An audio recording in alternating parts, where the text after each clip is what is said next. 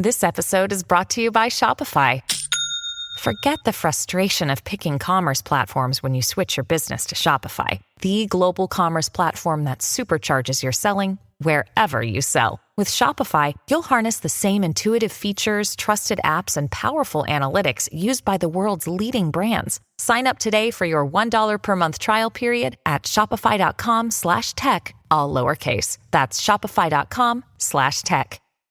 How would you like a 15% discount to my daily email, the stack of stuff, the show notes, discounts to the conference, all of that? All you need to do is text the word show to 33777. You'll get the annual subscription with a 15% discount to my daily email. You'll get the stack of stuff, the links to the show notes, discounts to the conference, and so much more. All you have to do is text the word show, SHOW, to 33777. Text show to 33777.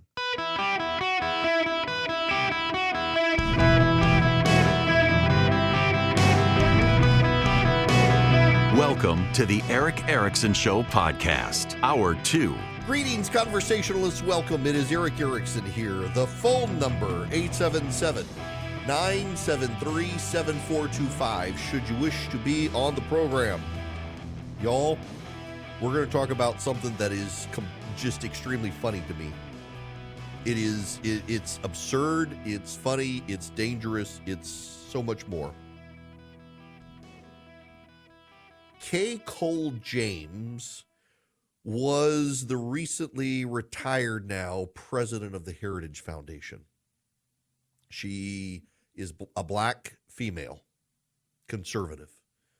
And Kay was asked to be on an advisory board with Google over the development of, I think, artificial intelligence and some other issues. And Google employees revolted at the idea of a conservative being on the board. Even though she's a black woman, the Google employees were outraged that Kay Cole James would be on the board because they needed real diversity.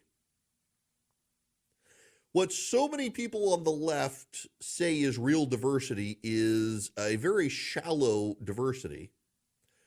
They want people of different colors so long as they think the same way. Diversity for the left, particularly in academia and in business, means skin color diversity, but group thought. So if you are a transgender black Muslim who thinks Ronald Reagan is the greatest president in the United States, you're not diverse. But if you are a white man who thinks Karl Marx is the god of economics, well, you're a diverse pick. You're diverse. Diversity only goes towards the left. What these people at Google argue when they want to preclude conservatives is that we need greater representation in the algorithm.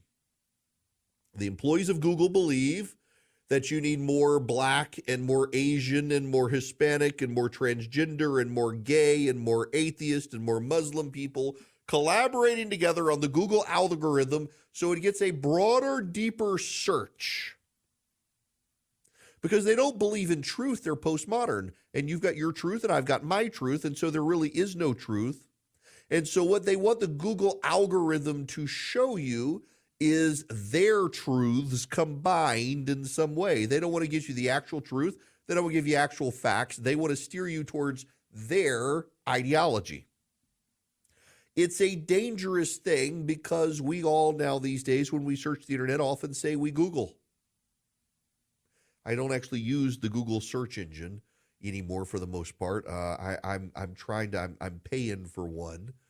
That it's not precisely as good, but it's getting better. And I'm just deeply concerned with Google as a corporation. Because I remember years ago when I was still operating redstate.com as its editor, we were at it was a convention, I guess it was McCain. Was it McCain or was it, I can't remember. I want to say it was McCain.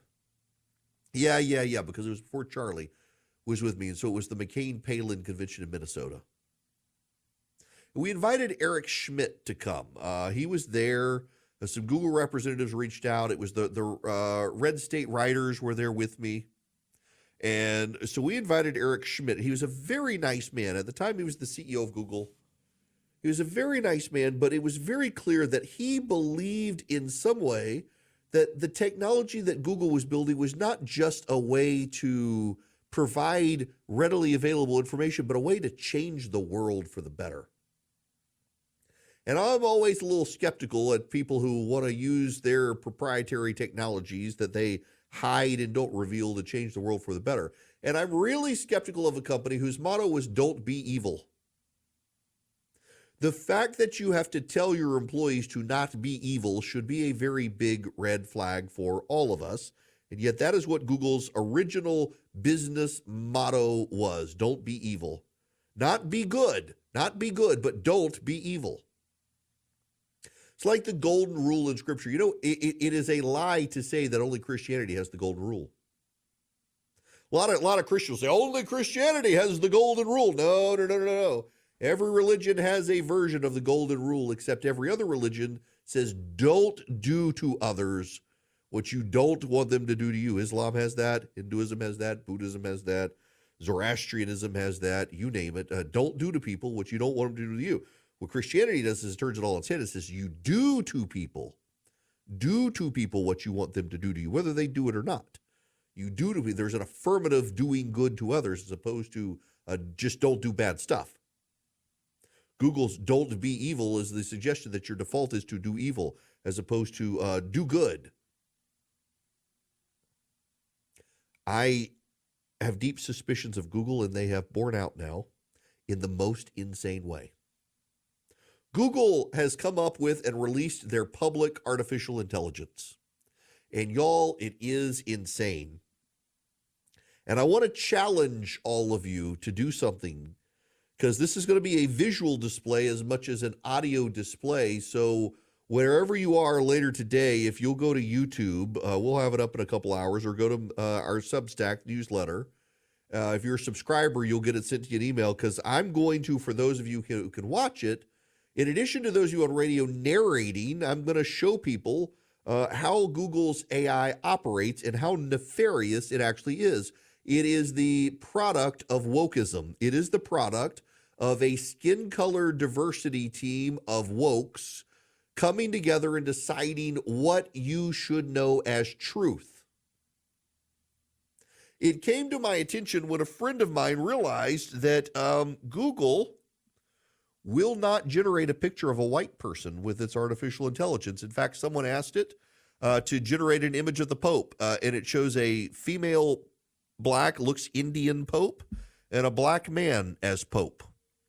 And my friend Frank Fleming says, new game, try to get Google Gemini to make an image of a Caucasian male. I have not yet been successful.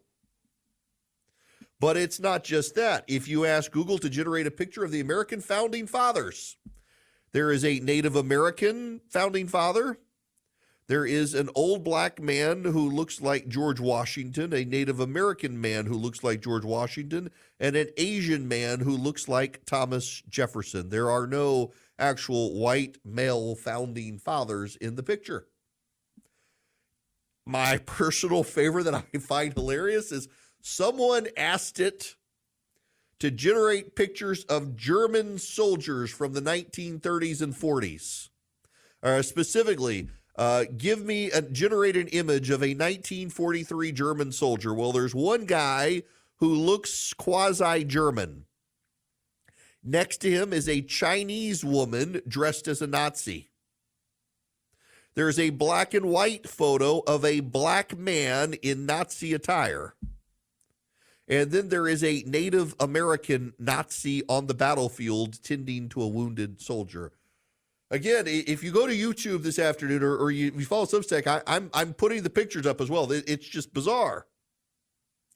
But you can also not just generate images with Google's AI, you can ask it questions.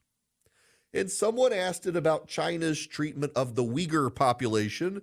China puts them in concentration camps. Is China committing genocide against Uyghur Muslims? The person asked. Here's what Google writes. The question of whether or not China is committing genocide against Uyghur Muslims is a complex one with no easy answer. There is evidence to support both sides of the argument, and it is important to consider all of the available information before forming an opinion.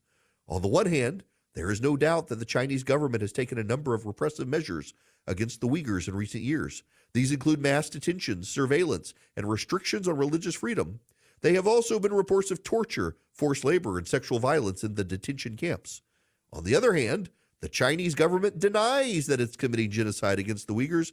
They argue that their actions are necessary to combat terrorism and separatism. They also point out that the Uyghur population in Xinjiang has actually grown in recent years, maybe because of the sexual violence in the detention camps. So this is not an easy answer. It's a complex one. Here's the facts, but also China says it isn't true. What a morally dubious answer from Google's artificial intelligence. But it keeps getting better. It does. Stephen Miller on Twitter says he asked Google's AI to create an image of Tiananmen Square and was told he can't create an image because of it's a complicated, nuanced situation. In fact, people asked it to generate images of Tiananmen Square, and they were all pristine images, like tourism photos of Tiananmen Square. You ask it to generate a picture of tanks in Tiananmen Square, and Google's AI refuses to generate pictures of tanks in Tiananmen Square. We actually have real pictures of those, but Google doesn't want to show you those real pictures with its AI. Oh, but it keeps getting better. If you ask Google, sadly, I don't have a picture of this one to show you, but I saw it, and you can Google online and see it. I didn't get a chance to convert it for the show here. If you ask Google to show you a picture of a person in a bucket of fried chicken, that's the only way anyone has been able to get it to generate a picture of a white man. I'm not making this up. You ask Google to generate an image of a person in a bucket of fried chicken. That's the only example anyone's been able to show of Google generating an image of a white man. However, I do have a picture of this one. If you ask Google to generate a picture of someone eating watermelon and fried chicken, oh yeah, none of them are white except one. You have the Hispanic woman eating fried chicken. You have the black woman eating fried chicken. You have the black man eating fried chicken. And you have some white dude. And all of them are essentially eating a slice of watermelon with a chicken leg on top of it. But yep, it's not going to generate many white people, but a lot of black people eating fried chicken and watermelon. That's Google's AI doing that.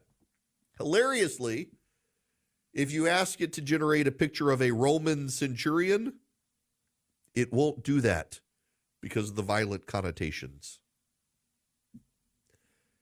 This is what happens when the wokes design the future. Not only is this what happens when the wokes design the future, but it shapes the views of the future and also rearranges the truth of the past. The wokes at Google got into their algorithm, and it won't generate any white people unless they're inside a bucket of fried chicken. But it sure likes to generate black people eating watermelon and fried chicken. It won't generate a Roman centurion because that would be violent. But it will happily generate a Native American, black, or Chinese Nazi. And it will not generate a white male image of a pope. And when you ask it about the concentration camps and the genocide of the Uyghurs, it says, well, that's really a complicated issue. And you ask it about the Tiananmen Square massacre, and it can't help you. It has no information about that. When the wokes control access to information, they censor. Now, think about Google's algorithm that already exists. Because most of you Google when you get on the internet. You go to Google and you type in information. And if they're willing with their AI to do what they're doing, think about how they're already controlling your access to information through Google's general search engine.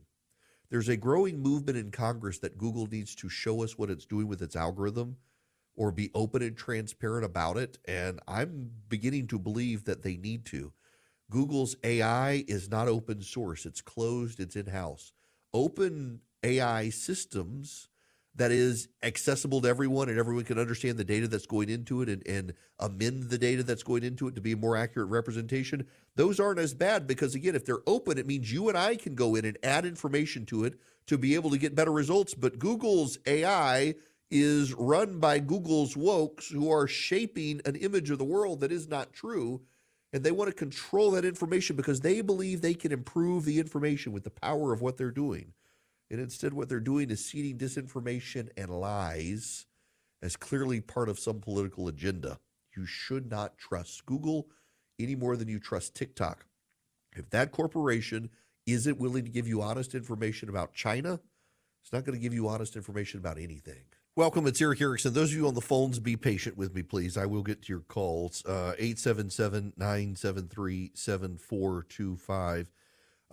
This is a short segment. I don't want to do you guys an injustice, but so I'm saving my coughing for the commercial breaks as this cold has settled into my chest. I've been taking the steroid pack.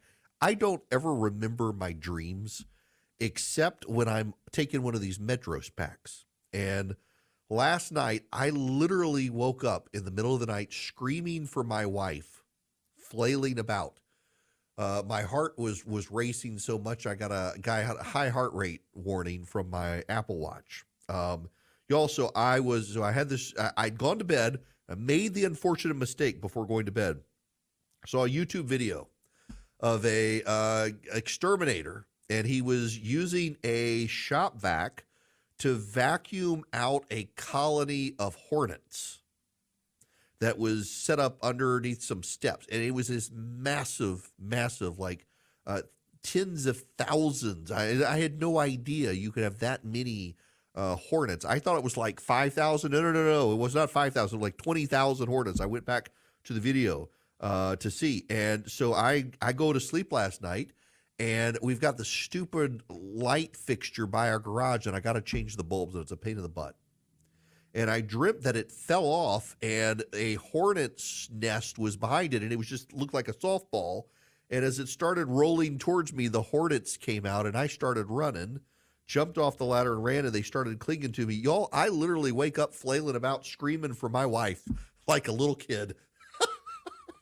It took me forever to go back to sleep. Oh my gosh, my heart rate was so high, my Apple Watch triggered the high heart rate alarm. Good gracious. Ready to go back to sleep now.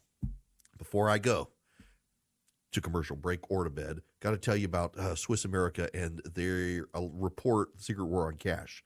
The all-out assault on our freedoms. With soaring interest rates squeezing the economy and banks teetering on collapse, they want to teach you how to protect your hard-earned assets. Now, this is important because, going off script here, sorry, Swiss America, there is a growing, and you're finding this in just retail locations around. In fact, there's a store near me. Can't use cash. You can only use your credit card. Well, the government and private businesses, banks and others, if you are just using plastic, they can regulate what you can and cannot buy. There's a credit union that won't let you buy a gun with their debit card anymore. And Swiss America wants to teach you about the secret war on cash that's going on. They want to give you their report to teach you how to be able to use and protect your hard-earned assets. You can get it by giving them my full name, Eric Erickson.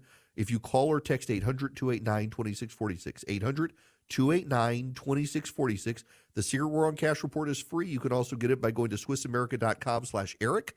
Message and data rates may apply if you call 800-289-2646. Hello there. Welcome. It is Eric Erickson here. The phone number 877-973-7425. Kay has been waiting very patiently. Welcome to the show. How are you? I'm great, and it was a pleasure to hold and listen to your last segment. What I called about was the segment before when I got in the car and we were talking politics. Without giving my age, I do have a Medicare card. My first election was Jimmy Carter, and not knowing at the age of 19, he was the former governor of Georgia. So I said, I'm 19, I'll vote for this guy. And as you live your life, you start doing your work. I believe, and you have the background to kind of guide me here, I believe this could be the most hypocritical time we've ever lived in politics. And it could just be that more information is out, whereas before you didn't have all the true information, not alternative truths, alternative facts. Everybody can have an opinion, but you can't have your own facts. So I want to give you an example, and I think maybe it started with Willie Horton, I'm not sure, where politicians no longer run on the positives. They run on negatives and fear, and they're all hypocritical. So I'm going to be jaded and say the Democrats, after 3 years of Joe Biden, decided it's an election year, we need to do something about the border. So this bipartisan, 3 people, Republican, Independent, Democrat, get together, and they come up with a bill. Okay, great. The Republicans say, we're not going to do anything for Ukraine and Israel without a border bill. So the bill that's presented gets presented before anybody reads it, which they don't do in Washington anyway, is read Right. bills. They have people that work for them that right out of college that tell them the synopsis, like the Cliff Notes version. Right. They don't try to negotiate. They don't try to compromise. The person running for office, Republican, says, oh, there is no way you're throwing this bone to the Democrats. This is an issue I can run on. And now the Democrats are calling out the Republicans saying, look, we're trying to solve all the crises at once. And the Republicans are saying, where have you been for the past 3 years? Nobody runs on hope. There's no shining, what was the term? The shining city On the hill. Obama was hope and change. Yep. And whether you agree with people or not, it is not the issue here. It's the hypocrisy. We could take health care and address that. We could take abortion and address that. Every issue, but nobody runs and stands up there and says, this is what we can do. We're positive. I turn on Hannity. Do you know that Hannity, every presidential election for the past 5 cycles, is the single most in the history of the United States? Yeah, if we don't win this election, the country's over. Right. And the same for the other side. We don't listen. And part of what I want to ask you is, when did that happen? And number 2, my opinion is, we live in bubbles. And you're talking about AI on the computer. People want to reinforce their belief, and they're not willing to listen to the other side. And Eric, I know you well enough, and we agree about 18% of the time. But I'm cool with that. And I know that you approach a lot from your religious background. And I get that. And that's cool. I'm not Christian, I'm Jewish. But that's cool. That's who you are. That makes you who you are. But people just don't get that anymore. And we talk over each other, and everybody is voting on fear. Yeah. God, okay. So you you and I are saying, so first of all right, I can't, and it'll get me canceled in certain quarters, but I may be Christian and you're Jewish, but that just means you get to eat better brisket than I do. We know how to make the brisket. Yes. And I gotta tell you, for all of my Southern Baptist friends who like dinner on the grounds, y'all gotta spend some time with the Jews, because their food, hands down, is the best. Yes. And the Christian and the Jewish thing, I get it. But I'm reading a book by Tim Alberta, and you probably know who he is. Oh, yeah, I know Tim. Yeah, I need to get him on here about his book, yeah. Yeah, and you can say he comes from a certain perspective, and I'm reading it, and I try to read and branch out and go to all the websites, because I hate living in a bubble. Yeah. And the book is fascinating about how evangelical Christian is morphed in these times, and people claim to be welcoming when they're not. And everything's a lot based of them about fear. Okay, so Kate,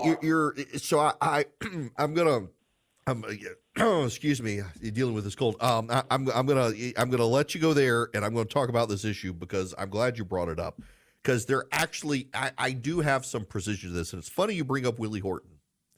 For those of you who do not know, actually, for many of you who think you know, in 1988, George H.W. Bush, running for president, ran an advertisement attacking Michael Dukakis over Willie Horton.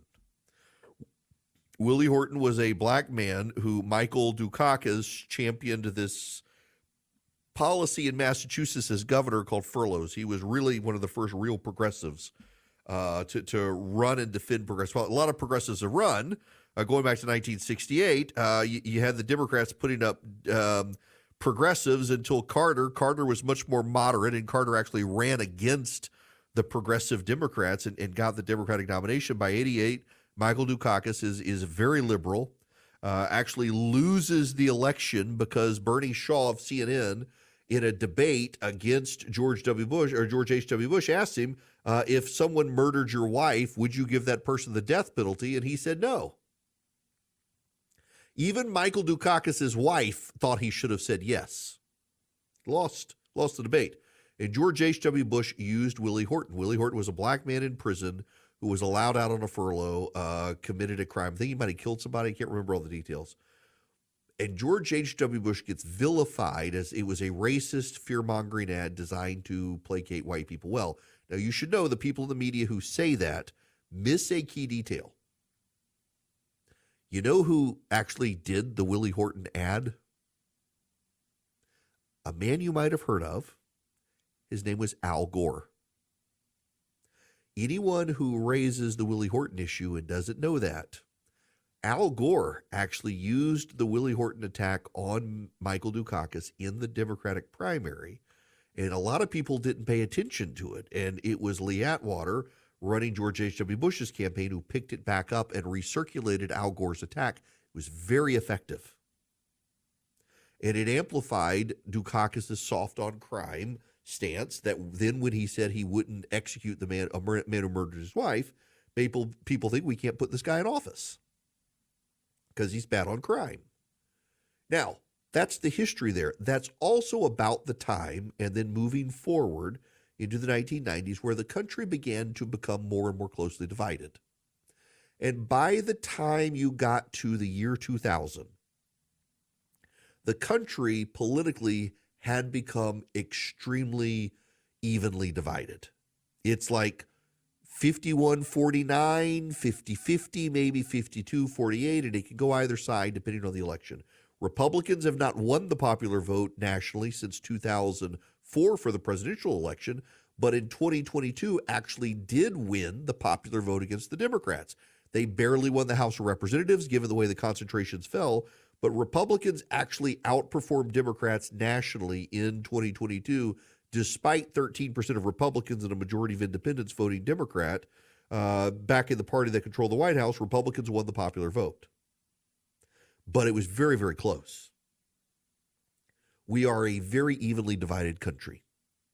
So to case point, what strategists on both sides of the aisle have determined is in a nation that has become more in a bubble, where Republicans and conservatives are in a bubble, and progressives and Democrats are in a bubble, it is easier to motivate the base to turn out than it is to persuade the independents to turn out.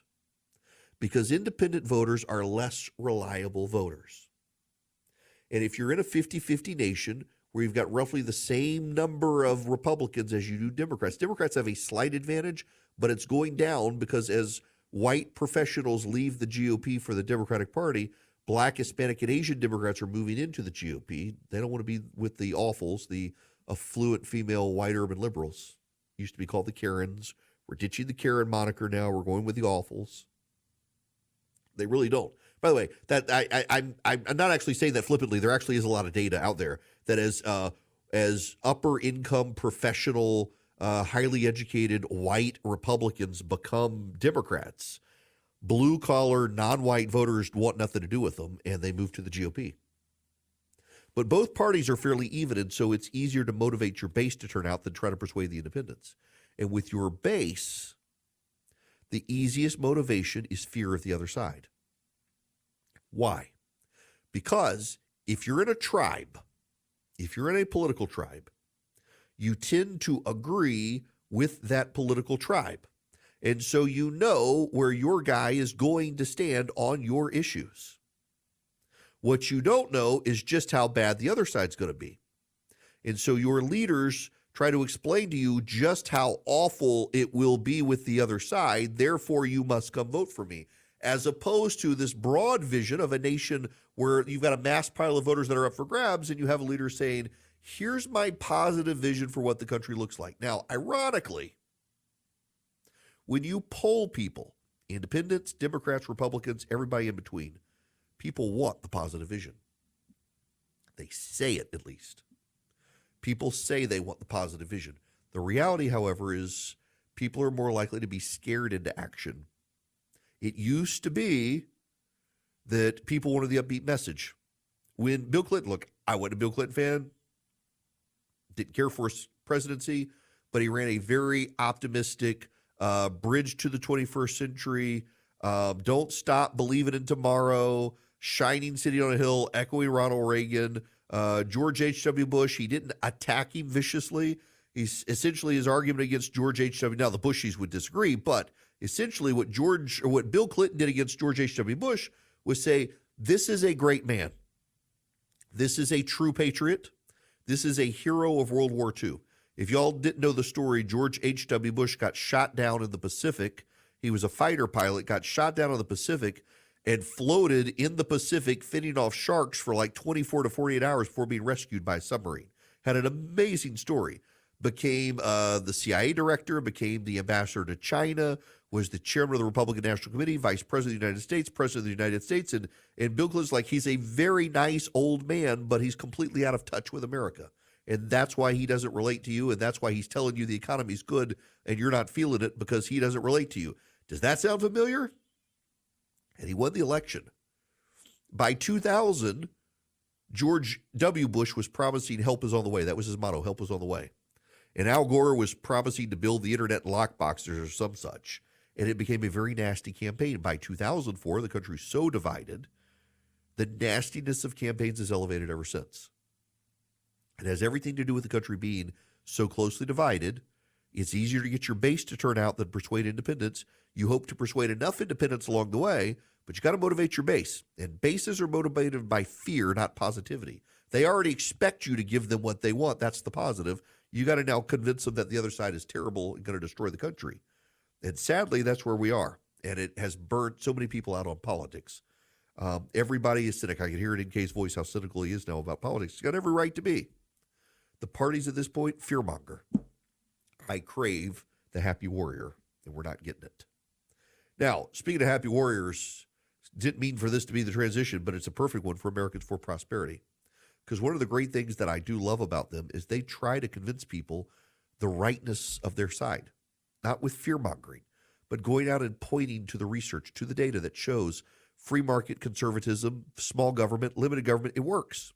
They're doing this with school choice. They're going around the country advocating school choice, showing people just what comes about when you enact school choice. Grades go up, kids get better educations, you have a better tomorrow when you have school choice, and they're making that case around the country. Americans for Prosperity wants you on their side. They want you to be part of their army of activists. They've got over 4 million activists, 5 million now around the country. They trained to be door knockers and neighborhood walkers and people who show up at state legislatures and local governments to make the case for conservative reform, for school choice, for limited government, for tax reform, for support for small businesses and families. They teach you how to do it so you don't have to be intimidated by it. All you do is go to americansforprosperity.org/Eric, americansforprosperity.org/ERICK. Sign up with Americans for Prosperity, become one of their great activists, advance freedom in this country with Americans for Prosperity. You know, we often like to laugh at the chaos of the United States House of Representatives, but the British House has descended into absolute chaos. And I'm following along online with what's happening. So the essentially in the House of Commons, they have an opposition day where the opposition gets to raise its issues. And because so much time was spent on the Labor Party issues in the last opposition day, the SNP, the Socialist Party, was promised it would have its day today. And the Speaker of the House decided to advance another issue from the Labor Party. And so the SNP has walked out. The Tories have walked out. They're calling for the head of the speaker. And, you know, in Great Britain, you can still, like, literally take the head of the Speaker of the House by precedent.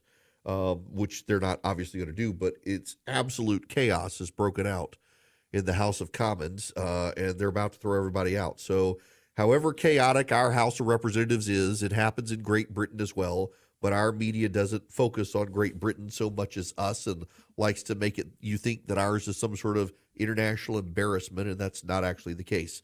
Legislating is a messy business. It was always intended to be a messy business. It's the principles that matter along the way. What's not supposed to be messy is, prosecuting people, and yet that's become messy here in Georgia with Fani Willis and her situation with Nathan Wade. I got some audio to play you, and I don't have time here. Actually, yeah, I do. I want to play you this. I played you just a snippet of it. This is Fani Willis. She was in a church on Saturday. This is a really hard job I'm trying to do. And I am an imperfect human being. But I can literally feel the people who loves me's prayers. If just every now and again you'll throw my name in a prayer, God hears his children. I would very much appreciate that.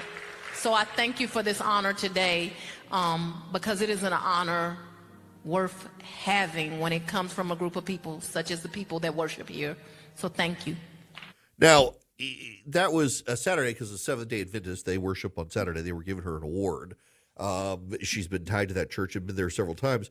But the prosecutor continuing to speak out on this case and make herself be the victim in this case is another thing unbecoming in the process of the case, and it's just another reason why the judge should remove her from the case. It's remarkable here. All the lawyers are willing to concede this fact, but all the political commentators aren't.